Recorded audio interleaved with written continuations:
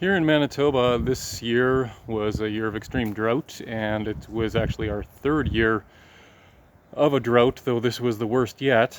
And so let's talk about what we've done here on our 50-foot by 100-foot typical urban suburban lot that gives our property extreme drought resilience and actually, in its own small way, contributes to moving away from the tendency of drought in our landscape as a whole. So the reason that I say that is that in our culture, we've misunderstood water management and we've essentially broken the water cycle. The water that comes down from the sky hits the roof, hits the eaves trough, and then we get it onto paved surfaces where it cannot soak in as quickly as possible and run it out to the street, down into the gutters, where it can go in a pipe without interacting with the biology straight to the river and out to the ocean. Whereas nature takes the exact reverse tendency. It tends to want to slow the water down, sink it into the soil, and keep it there for as long as possible so that it can play around with it as many times as possible. It can run it through the plants, and the plants can bring it back up into the sky, and the sky will therefore create rain that comes back down, and so on and so forth. So that water gets to cycle through many times before it returns to the ocean. About 60% of the rain is from water that condensates directly off the ocean, but the other 40% is from that land-based cycle like I just mentioned. So we have, in how we manage water in our landscape as a society has the ability to influence about 40% of how much precipitation we get. So what we've done here in our property is that the water comes down off the eaves trough into these rain barrels here, and then once these rain barrels fill, then they overflow over into a pipe here, and then that pipe goes down under the ground here into these trails, because these wood chip trails here are actually not just trails, they're ditches. The whole system was dug out as a ditch, and then we overlaid some scrap wood over top, and then some boardwalks made out of that scrap wood, put wood chips over top. So now it's essentially a huge water battery. And when you think about a typical urban lawn of grass, you have maybe a handful of centimeters, like even just 2 centimeters of soil that can soak up the water, whereas we honestly, with how much we've done here, have about 2 feet. So we can store thousands and thousands of liters of water in our soil. The more organic matter you have in your soil, the more sponge you have, so the more water you can hold. So for instance, here on our 1,200 square foot house, pretty typical, right? We will get in a 5 millimeter rain event, okay, so a 12,000 square foot house, 5 millimeter rain event, quite small, we will get 1,500 liters of water coming off each of the 4 corners of the house. So these 2 rain barrels together only hold 400 liters, and with even such a minor rain event, we're talking over 3 times that amount of water is going to come down.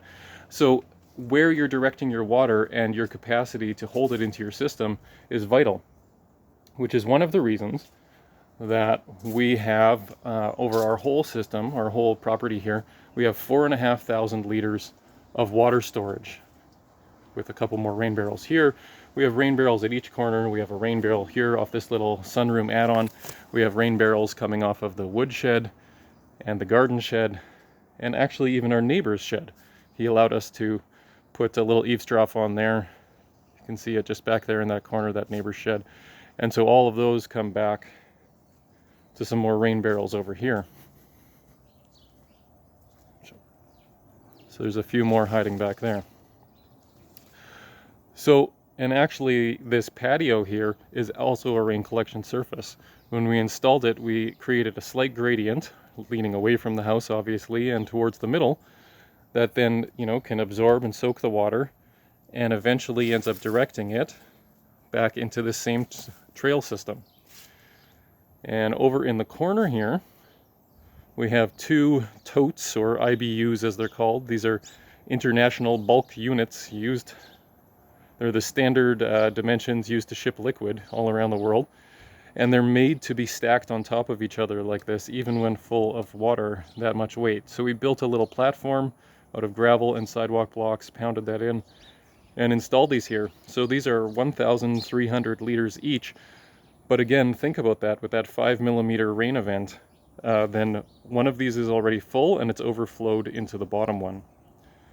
So when we get something like this summer where we had 40+ millimeters of rain in one go, and then that was it for 2 months, you're gonna want to be able to capture as much as you can. But even with something like this, it's gonna be far more than these two can hold, though it's better than nothing.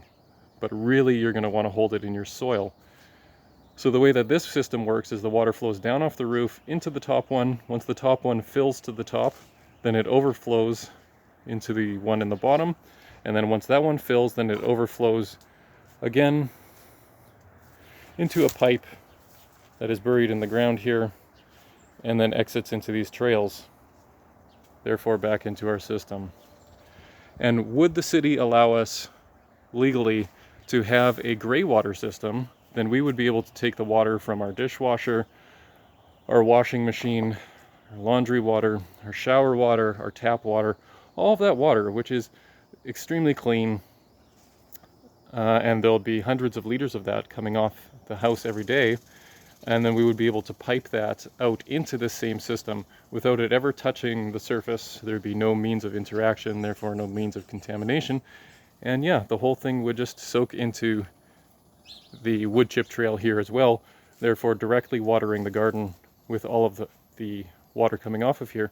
And you see how this actually also solves the sewer problem that we're having here in Winnipeg, where we're trying to find $1 billion to redo our sewers, because right now, very often, the rainwater and the sewage water actually get mixed.